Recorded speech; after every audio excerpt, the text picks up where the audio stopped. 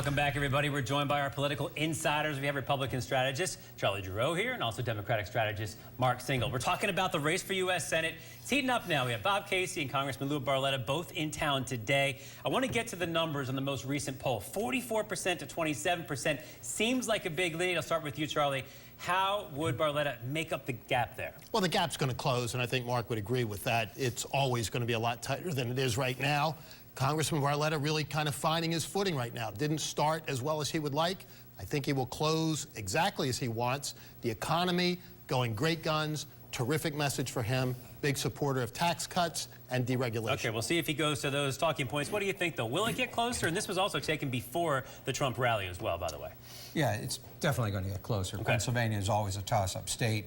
Although Bob Casey is a long established name in Pennsylvania politics, and I suspect that the numbers are actually a little bit further apart than that, and I suspect that the undecideds are a little bit less than your poll says. The latest I saw... Our undecideds were at 23. You think it's close to 11, you Yeah, said. it's about 11 or about 12, and Casey has about a 10 or 11-point lead. Plus, he's got a 10-to-1 lead in the money category. That's what I wanted to get to next. Everything was, that's the most important. And we'll start with you this time. How do you make that big advantage really move forward and make it a bigger gap as well with the polls?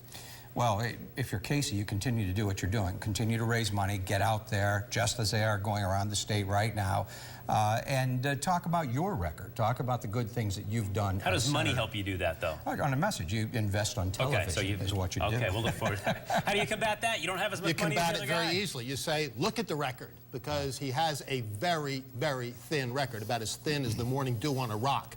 No legislation that's his over the course of 12 years, and what he's been doing over the course of the last 10 years is making very dramatic left turns. He's way out on the far left of the Democratic Party now. He is no longer the centrist that went to the Senate 12 years ago. We'll see if they agree with that. Let's move on to this right now. President Trump and Iran. Today, the president reimposing some sanctions on Iran after leaving that nuclear deal, of course.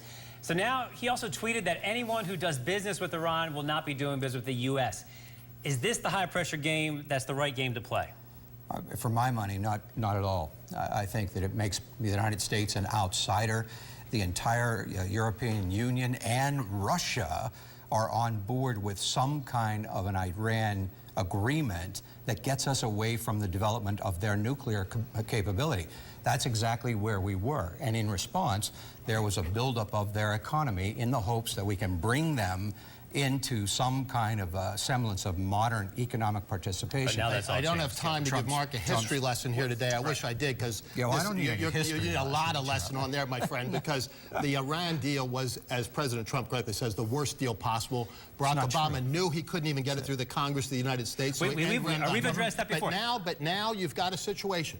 Just today, the United States Ambassador Rick Rommel talked the German company, Daimler Chrysler, into taking their business out of Iran and bringing it here. Europe is already starting to respond. Russia and China, a little bit different story. But things are changing. Things are changing, guys. Things are changing, guys. Charlie, you pick things in savings that are just not. And that's why we present everything to these folks, and they can figure it out. You can hear more from these guys, our political insiders, Sunday mornings, 8:30, CBS 21's Face the State, when Rob Hanrahan gets to deal with these guys. Chris.